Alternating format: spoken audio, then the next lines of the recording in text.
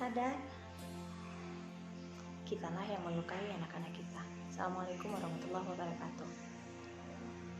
Sangat karismatik, sangat luar biasa ketika di luar beranjak dari rumah kita.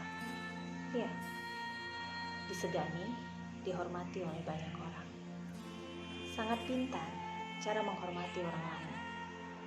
Luar biasa dan bersahajanya ketika membuka bahan cerita kepada orang lain. Sangat pintar mencerahkan orang lain. Sangat mampu untuk mengisi dahaga orang lain.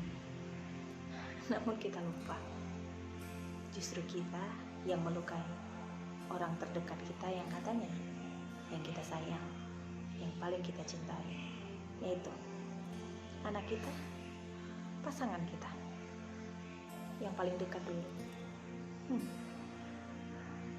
Mari kita belajar karir yang gemilang, usaha yang menjulang. Iya, kehormatan yang didapatkan, tapi justru kita kehilangan cinta dan kasih sayang, kelekatan dengan mereka, anak-anak kita. Mereka seperti tak mengenal dan seperti tidak berada di rongga hati orang tuanya. Iya, ada namun tiada, hadir namun tidak bersama. Sang anak selalu berkata, "Ya ayah, ya ibuku, engkau begitu luar biasa." Tampil di depan khalayak, dipuja dan dihormati, disegani. Tapi apa yang terjadi? Orang gak pernah tahu bahwa aku kehilangan dirimu. Aku terus dilukai. Aku tahu gak ada orang tua yang sengaja, namun nyatanya aku udah terlanjur terluka.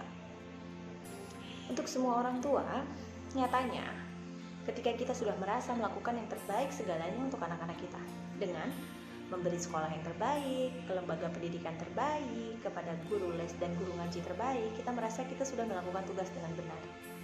Akhirnya anak yang lucu, yang imut dan menggemaskan di masa kecilnya, yang paling dibanggakan,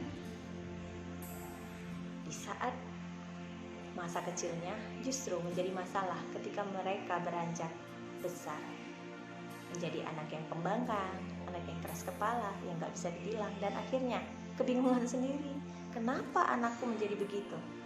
Ya, sadar gak sadar, justru kita yang melukai.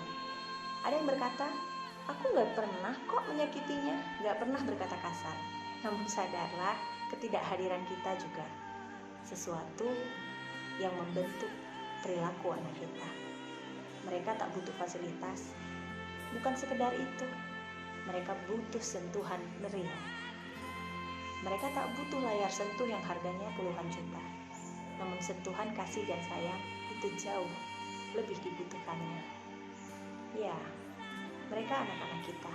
Pernahkah kita bertanya bagaimana perasaan mereka terhadap kita? Bagaimana dan apa yang dirasakan? Pernahkah mereka merasa dicintai?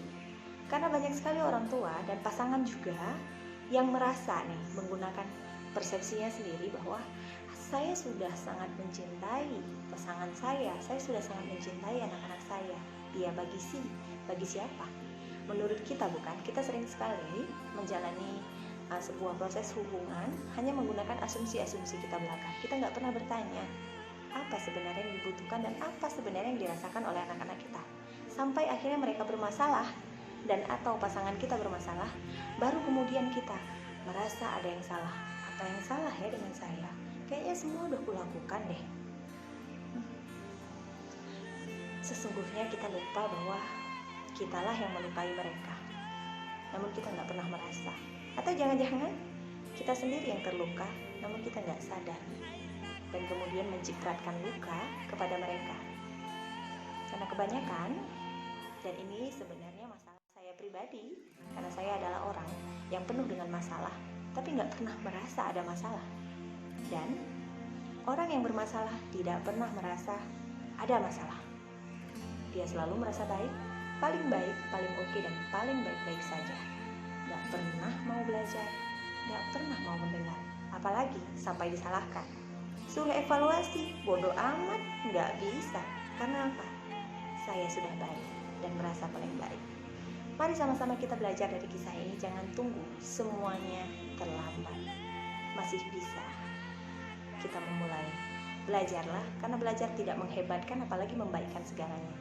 Namun dengan belajar pasti akan terasa bedanya. Stop melukai dan menyakiti anak-anak kita.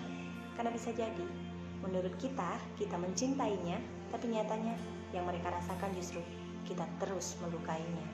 Sehari demi sehari, sebulan demi sebulan, tahunan bahkan, kita gak sadar bahwa kitalah yang menyakiti mereka. Walaupun memang tidak ada orang tua yang jahat, orang tua gak ada yang pengen menyakiti anaknya. Namun bisa jadi kita tak sadar, atau kita tidak tahu, atau kita gak mau tahu. Marilah kita belajar, paling tidak belajarlah menyadari bahwa belajar adalah proses sepanjang masa.